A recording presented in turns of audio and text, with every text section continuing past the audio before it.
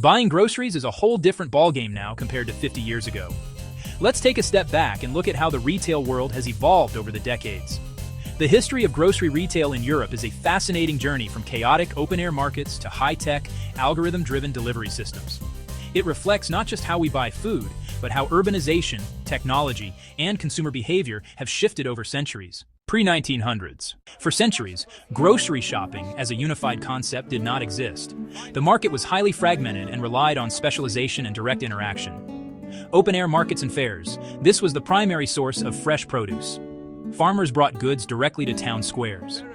Without preservatives or refrigerated trucks, speed was the only way to ensure freshness. The supply chain was incredibly short, usually less than 15 miles. In a 19th century French market town, a farmer might wake at 3 a.m. to load a wooden cart with heads of lettuce and fragile strawberries. He would travel on cobblestone roads to arrive by dawn. By 10 a.m., that lettuce was in a townsperson's basket. By noon, it was being prepared for lunch. If it wasn't sold by the time the church bells rang for evening, it was either sold at a steep discount, fed to livestock, or left to rot. Specialized guilds. You didn't go to a grocer for everything. You went to a baker for bread, a butcher for meat, and a chandler for candles. The market dictated the menu, not the other way around. Shoppers couldn't expect consistency. They adapted to weekly availability. In late October, English market stalls lacked tomatoes or green beans.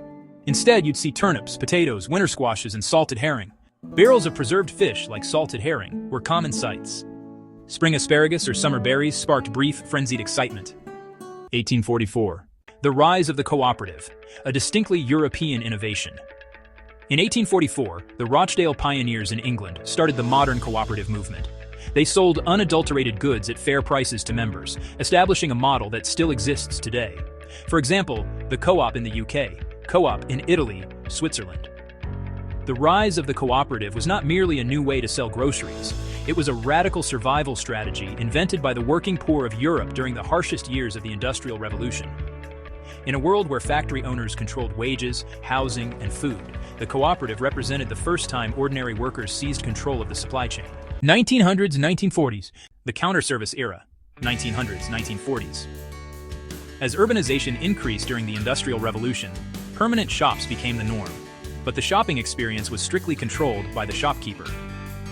The counter barrier. Customers did not touch the products. You stood at a counter, handed a list to a clerk, and they fetched, weighed, and wrapped each item for you. Slow and personal. This allowed for high personal service and credit, the slate, but it was inefficient and labor-intensive. Before 1916, shopping was a verbal transaction. You stood at a counter and told a clerk what you wanted. He weighed the flour, cut the cheese, and fetched the canned goods from shelves behind him. You never touched the product until you paid for it. Early chains. Regional chains began to emerge, like Sainsbury's in the UK, Casino in France. But they still operated on the counter-service model. 1950s, 1970s. The American influence and the Golden Age. Post-World War II. Europe saw the most radical shift in retail history, the arrival of self-service. The supermarket destroyed this interaction. It introduced a radical, confusing concept, self-service.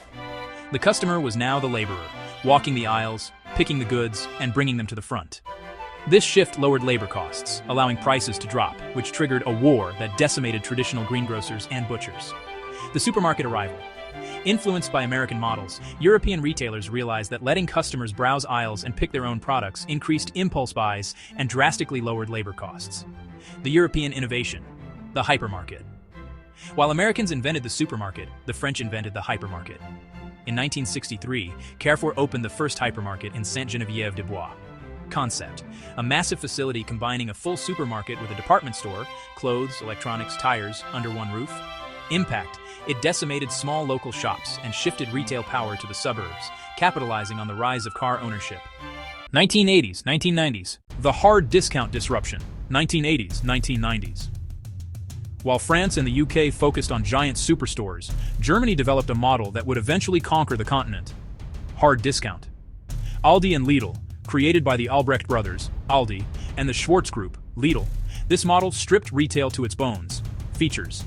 Goods displayed on pallets, minimal staff, no background music, and a focus on private label, store brand products rather than big brands.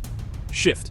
Initially seen as stores for the poor, they gradually improved quality and forced mainstream supermarkets across Europe to lower prices and introduce their own budget ranges. 2000s present. Consolidation and the digital turn. 2000s present. The current era is defined by the battle for convenience and data. The barbell effect. Mid-sized supermarkets are struggling. The market has split into discounters, value, and high-end convenience, quality, speed. The return to city centers. After decades of building out-of-town hypermarkets, retailers rushed back into city centers with small formats, e.g., Tesco Express, Carrefour City, Mega Image Shop and Go, to cater to smaller households and daily shoppers. E-commerce and quick commerce. Online pioneers, the UK, via Ocado and Tesco, led the world in online grocery delivery adoption in the early 2000s. Dark stores. The recent explosion of 15-minute delivery apps relies on dark stores, small warehouses closed to the public, situated in dense urban areas solely for packing delivery orders. In conclusion, the history of European retail seems to be completing a fascinating circle. We began with counter service, where we handed a list to a clerk who fetched our goods. After a 50-year detour into self-service hypermarkets, the rise of dark stores and delivery apps has effectively returned us to the original model. We once again hand a list to a clerk, a digital picker, who brings the goods to us. The only difference is that the counter is now a smartphone screen, and the interaction is powered by data rather than conversation.